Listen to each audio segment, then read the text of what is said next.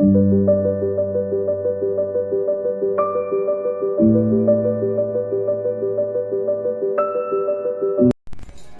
বন্ধুরা, homemade food by Pinki আমার চ্যানেলে আপনাদের স্বাগত। আমি জানাই আপনাদের শুভ নববর্ষ। বাংলার প্রথম বছর আপনাদের সবার ভালো কাটুক, সুস্থভাবে কাটুক। আজকে আমি বানাবো দুটো মিষ্টি রেসিপি। একটি বানাবো আমি দুধের রসমালাই, আর এইটা বানাবো লাল আলুর পান্তুয়া। লাল আলুগুলোকে আমি সিদ্ধ করে নিয়েছি, এটা একটু ঠান্ডা হোক, ততক্ষণ আমি রসমালাইটা বানিয়ে নেব। আমি রসমালাই বানানোর জন্য নিয়ে নিয়েছি 500 ml দুধ, আর এখানে নিয়েছি গুঁড়ো দুধ আর একটা ডিম। লিকুইড দুধটা আমি আগে জাল দিয়ে নেব।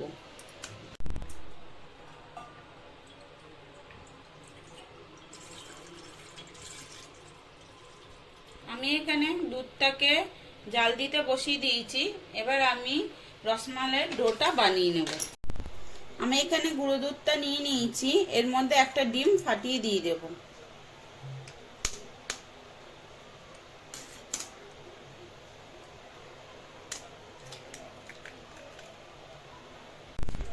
ডিমটা দিয়ে গুঁড়ো দুধটা ভালো করে মাখিয়ে নিতে হবে।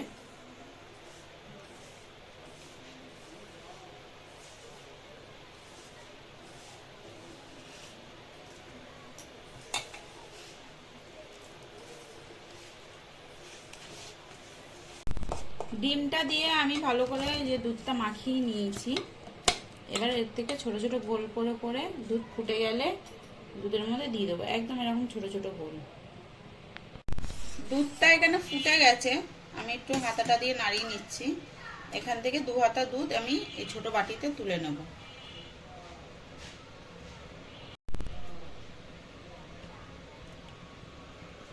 আমি দুধের মধ্যে এই বাটির এই যে 1 বাটির থেকে একটু কম চিনি আমি দুধের মধ্যে দিয়ে দিচ্ছি।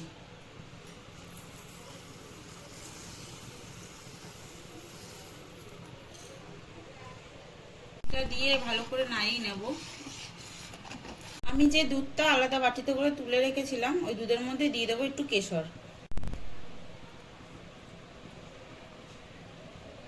এই দুধটা আমি সাইড করে রেখে দেবো, এটা আমি পরে দেবো। চিনিটা দেওয়ার পর আরো একটু আমি ভালো করে নাড়িয়ে নিচ্ছি যাতে নিচে না লেগে যায়। দুধটা এবার ফুটছে, আমি এবার এই দুধের যে বলগুলো আছে সেগুলো দিয়ে দেবো এর মধ্যে একটা একটা করে।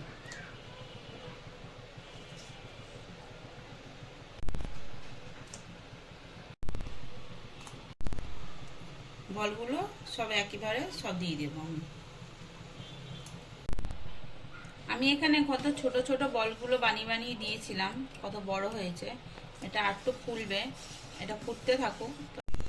ততক্ষণে আমরা পান্তুয়ার জন্য যে চালের গুঁড়োটা লাগবে সেটা আমি গুঁড়ো করে নেবো। এটা আমি গোবিন্দভোগের 100 গ্রাম চাল নিয়েছিলাম, এটাকে ধুয়ে তারপরে শুকিয়ে নিয়েছিলাম। এটা আমি গুঁড়ো করে নিচ্ছি।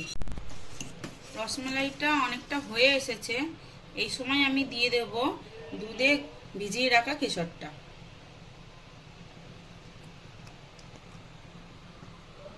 কেশরটা দেওয়ার পর একটু আমি ভালো করে নাড়িয়ে নিচ্ছি।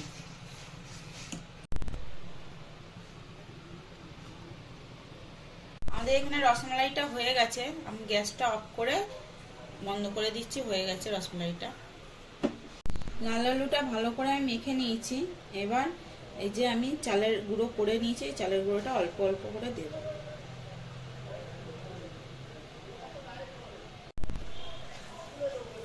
অল্প করে দিয়ে আমি মাখিয়ে নিচ্ছি।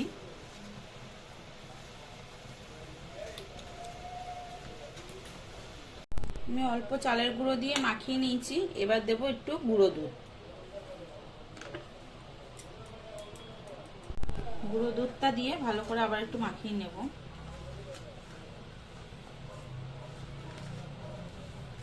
আলুটা মাখা হয়ে গেছে, এবার এরকম গোল গোল করে পান্তুয়ার আকারটা দিয়ে দেব।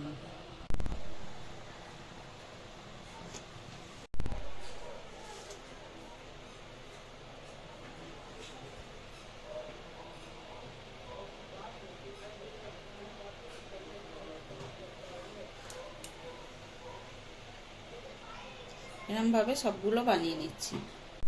আমি পান্তুয়ার যে শিরাটা লাগবে তার জন্য আমি এখানে কড়াইতে জল নিয়ে নিয়েছি আর দিয়ে দিচ্ছি চিনি। 500 গ্রাম চিনি দেব।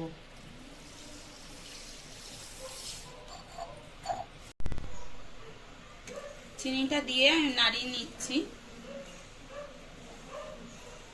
চিনিটা গলুক, এটা ফুটবে।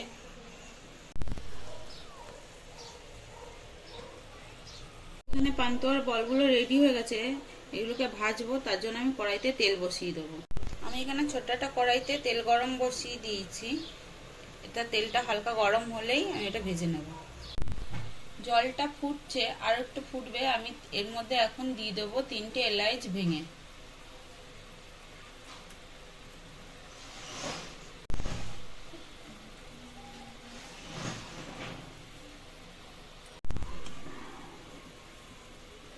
শিরাটা আমাদের এখানে রেডি হয়ে গেছে, আমি গ্যাসটা অফ করে দিচ্ছি। তেলটা হালকা গরম হয়ে গেছে, এবার আমি দিয়ে দেব বানিয়ে রাখা যে পান্তুয়াগুলো আছে।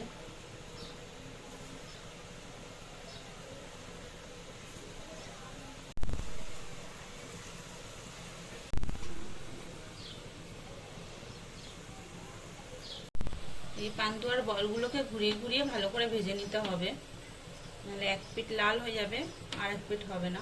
এটাকে ভালো করে আরো ভাজতে হবে।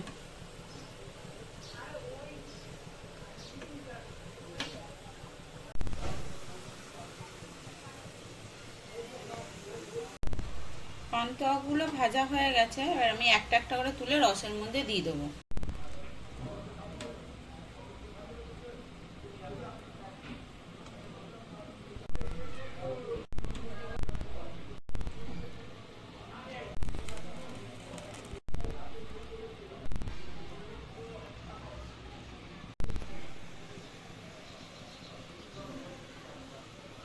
বাকিগুলোও সব ভেজে নিচ্ছি একইভাবে।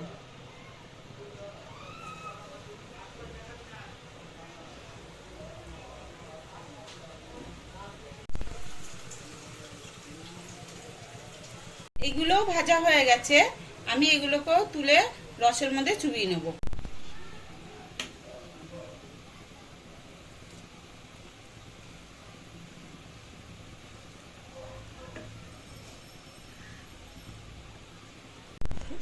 এইটা 3 থেকে 4 ঘন্টা অবধি এই রসের মধ্যে ভিজানো থাক, যাতে রসগুলো মিষ্টির ভিতরেও ঢুকে যেতে পারে। তারপরে আমরা আসছি 4 ঘন্টা পর। চলে এসছি 4 ঘন্টা পর। এবার আমি দেখব মিষ্টিটার মধ্যে রস ঢুকেছে কিনা। মিষ্টির মধ্যে পুরো রস ঢুকেছে, মিষ্টিগুলো একটু ফুলেছেও। এবার আমরা একটা বাটিতে সার্ভ করে নেবো এটা। আর রসমালাইটাও আমরা সার্ভ করে নিচ্ছি। বানিয়ে নিয়েছি নববর্ষ স্পেশাল 2 রকম মিষ্টি।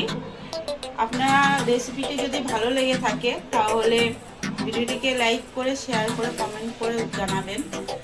আর চ্যানেলটিকে সাবস্ক্রাইব করে পাশে থাকবেন। দেখা হচ্ছে পরের ভিডিওতে।